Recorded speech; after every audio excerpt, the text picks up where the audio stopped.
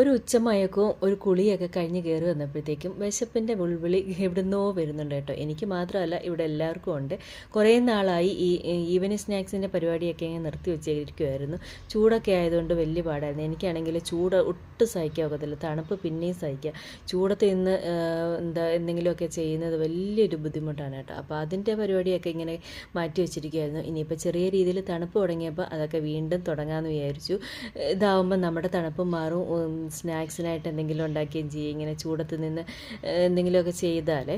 അപ്പം ഞാൻ വിചാരിച്ചു രാവിലെ കുറച്ച് ചെറുപയർ പുഴുങ്ങിയത് മാറ്റി വെച്ചിട്ടുണ്ടായിരുന്നു. എന്തിനോ രാവിലെ തോരനിടാൻ എടുത്തതാണ്.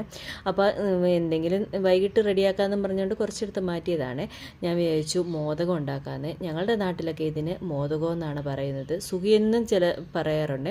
അപ്പം നിങ്ങളുടെ നാട്ടിലൊക്കെ ഈ ഒരു പലഹാരത്തിൻ്റെ പേരെന്തോണെന്ന് കമൻറ്റ് ചെയ്തേക്കണേ. വെറുതെ ഏതൊക്കെ നാട്ടിൽ പറയുന്ന പേരുകൾ അറിഞ്ഞിരിക്കാമല്ലോ.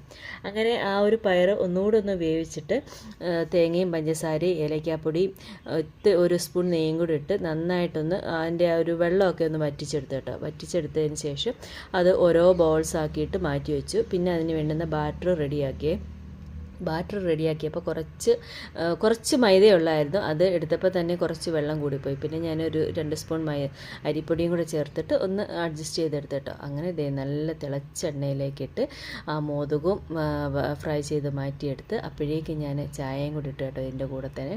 അപ്പം ഇന്നത്തെ ഈവനിങ് സ്നാക്സ് ഇതൊക്കെയായിരുന്നു കേട്ടോ. നല്ല ചൂട് ചായയും മോദകവും ആയിരുന്നു കേട്ടോ. നല്ല ടേസ്റ്റ് ഉണ്ടായിരുന്നു. ഒത്തിരി നാളായി ഞാൻ ഇതുപോലുള്ള സാധനങ്ങളൊക്കെ ഉണ്ടാക്കിയിട്ട് കേട്ടോ.